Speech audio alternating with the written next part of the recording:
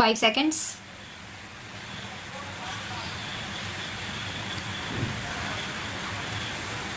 Sir, let me at the outset congratulate the Finance Minister for having given us a budget which is nothing but a continuation of the past. At least he has not, in the name of wanting to do something dynamic, receded. Sir, we had hoped that the Finance Minister would not be able to produce a miracle as such. And always this excuse is given. We had 3 months. I did not have the advantage of planning commission's consultation. I did not have the advantage of state's consultation, and therefore within these constraints and within that framework I had to present, and I presented the best smiling face that I could. That is understood. When he said that we are trying to be true to the promises given in the manifesto by the present government, that is what I was trying to look, at least the direction in the budget.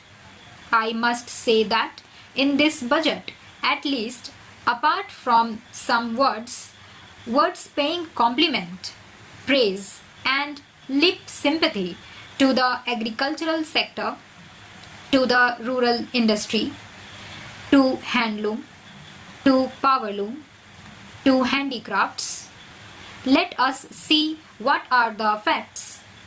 What has he provided for handloom and handicrafts?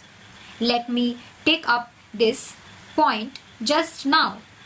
He has provided only rupees 34 crores, and he himself says that it will give employment at least to 25 lakh people.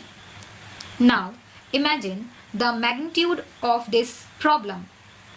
There are a minimum of 4 crore unemployed people and 14 crore underemployed people, and you are not able to touch the fringe of this problem.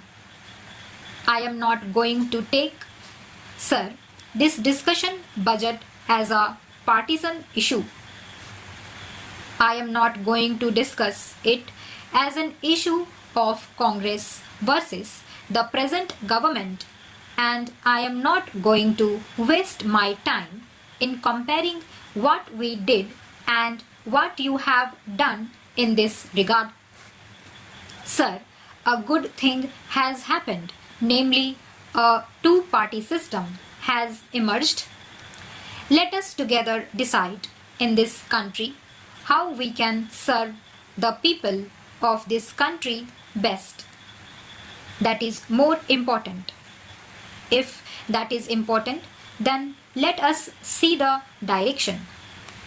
In spite of all the constraints, you have not shown a new direction, and I beg to submit that you cannot show a new direction unless some of your leaders make a complete break away from the present system.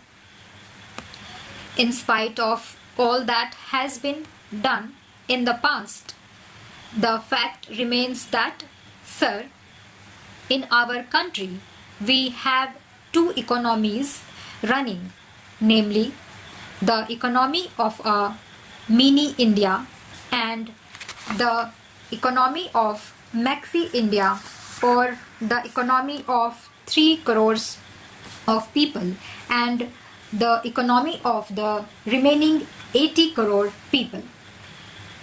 It is true that in the world today India stands third in technological know-how and expertise personnel.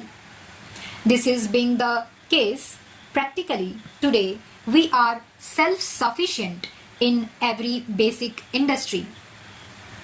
It is a good thing, but that has nothing to do with the economy of 100 crores population of our country. I had a quarrel even with the previous minister over the budget proposals. I was critical earlier also. Right in my first speech in Parliament, I said that we should pursue a system which will help in the growth of the people as a whole. The fault is not with the individual, the fault is with the system. A system where capital formation takes place in the hands of a few for the benefit of the few. Such a system can never be good. Today, what is the percentage of purchasing power in the market? It is 2.1% of our population. I had once asked the Planning Commission to give me the figures in regard to the earnings of the various income groups. Those people who earned between rupees 500 and rupees 5,000 in this country constitute 2.0%, and those people who earn more than rupees 5,000 per month constitute 1.00% of our population. The total percentage of these two income groups comes to 3.0%. These are the main people who have the purchasing power in the markets. So, the private sector, which controls the entire consumer goods industries, has the market for their goods.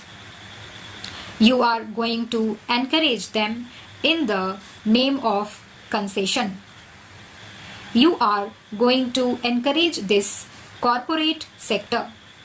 When you say that you want to encourage the consumer goods industries, it is clear that these consumer goods industries are benefited because they are getting the profits, and the margin of profit is higher since these industries will control the purchasing power of the people. Are we going to change this picture? If you really want to change this picture, then the rural class must get the purchasing power, and there must be goods which should be produced in the rural sector so that they can buy those goods. Now, no goods could be produced in the rural areas. Stop.